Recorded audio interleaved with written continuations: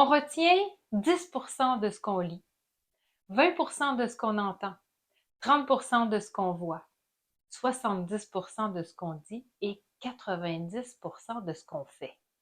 Dans cette vidéo, je te présente des astuces auxquelles tu n'aurais peut-être pas pensé pour apprendre de nouvelles choses concernant ton sujet préféré, la massothérapie.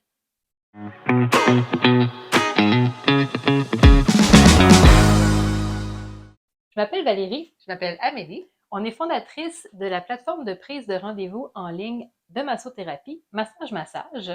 Et nous, ce qu'on veut, c'est élever le potentiel des massothérapeutes, t'aider à libérer du temps et aussi proposer des trucs, des astuces et de te parler de notre expérience en massothérapie.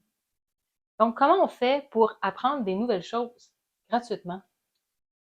Mais comme on retient pas beaucoup de choses, comme Valérie l'a dit tout à l'heure, la statistique, là, le 10, 20, 30% et tout ça, mais ce qui peut être intéressant, c'est d'aller réouvrir nos livres d'école si ça fait longtemps qu'on a fait nos cours pour se remémorer certaines choses, certaines techniques qui nous ont peut-être même échappé, qu'on n'a jamais pratiquées finalement parce qu'il y a certaines manœuvres qu'on va préférer. Puis en ouvrant notre livre, on va faire comme ah oui, c'est vrai, il y avait cette manœuvre-là que j'avais appris.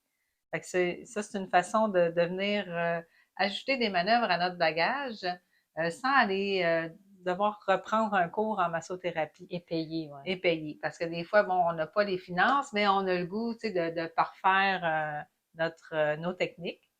Et ce qui est intéressant aussi, c'est quand on fait des formations, souvent on va utiliser un papier, une feuille, puis on va prendre beaucoup de notes. Quand on arrive chez nous, on prend ça, on ferme ça, on range ça. Et quand on va ressortir nos cahiers de notes, c'est comme refaire un peu la formation. Donc, ce qu'on avait appris en entendant, donc on retient juste 20% de ce qu'on entend et 10% de ce qu'on lit en fait. Donc, on va pouvoir réapprendre ce qu'on avait peut-être déjà appris et oublié parce qu'on l'avait pas retenu. Exact.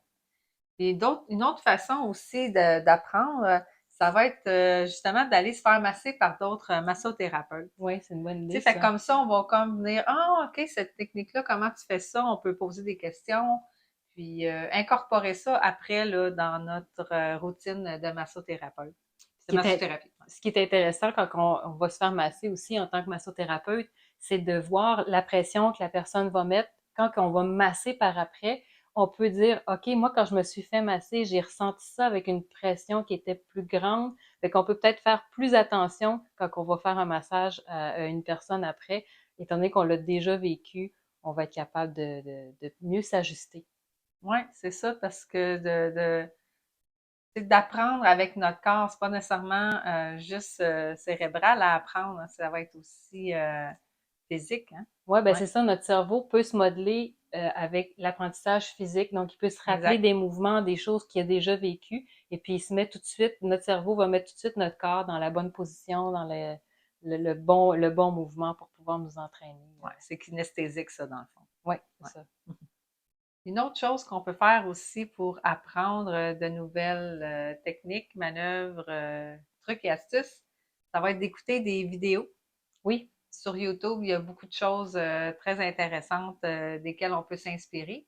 Puis aussi de lire des blogs. Il y a des super de bons blogs là, sur la massothérapie, des podcasts aussi qu'on peut écouter. Alors, il y a ça aussi qui peut être intéressant. donc en résumé, si on veut apprendre ou réapprendre des choses Ouais, de façon gratuite, ce qu'on peut faire, c'est ressortir nos vieux livres d'école. exact. On peut aller se faire masser.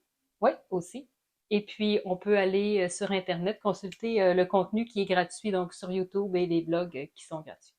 Alors, si vous avez aimé notre vidéo, on vous invite à cliquer j'aime et à le partager. Si ça tente, Amélie a préparé une mini-formation. C'est les 3 techniques coup de cœur de ses clients et ça deviendra les 3 techniques dont tes clients seront accros. C'est gratuit, tu as juste à appuyer sur le lien qui se retrouve sous la vidéo.